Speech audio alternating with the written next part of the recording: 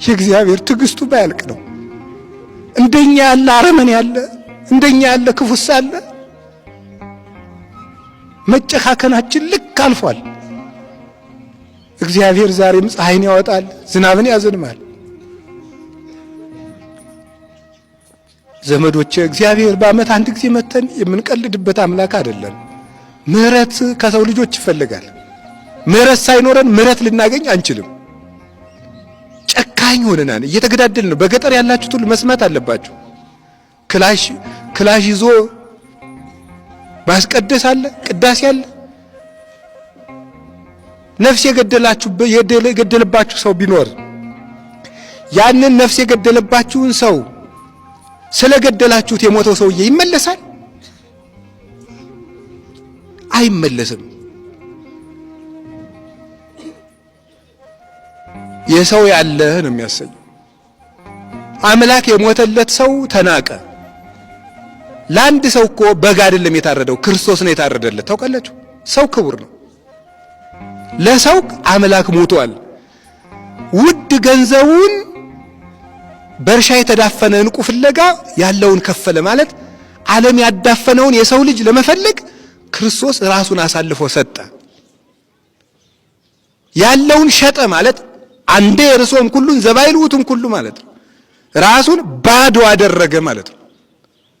ራሱን ባዶ አድርጎ የሰው ልጅን ለማዋጀት መጣ በትሕትና ሁሉ ሳለው። እግዚአብሔር ነግሰ ስብሐቲሁ ለብሰ የሚባል ጌታ፣ ብርሃኑን ለብሶ የሚኖር ጌታ እርቃኑን በቤተልሔም ተወለደ። ውሃን በፍኙ የሚሰፍረው አምላክ ኃጢአተኞችን በቃሉ የሚያነጻቸው መንጻት እንደሚያስፈልገው ሁሉ እንደ ሰው መንጻት የማያስፈልገው ሲኖር ቀዳሴ ማያት የሆነ ክርስቶስ በውሃ መካከል ተጠመቀ።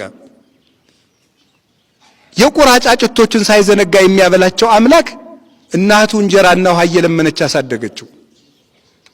እንደ ሰውም ኖረ፣ እንዳለ ሰው ገደሉት።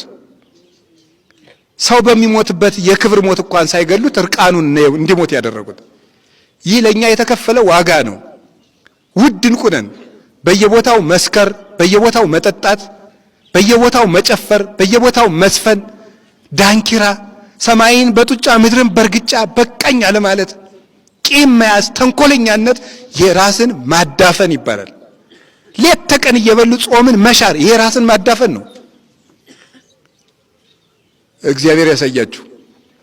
መድኃኔዓለም ልቡናችንን ይመልሰን። ውድ ዕንቁ የተባለ ማን ነው? ሌላኛው ውድ ዕንቁ የተባለ ክርስቶስ ነው ራሱ። አሁን ደግሞ እርሻው ማን ይሆናል? እርሻይቱ ድንግል ማርያም ናት። ክርስቶስ ዕንቁ ነው።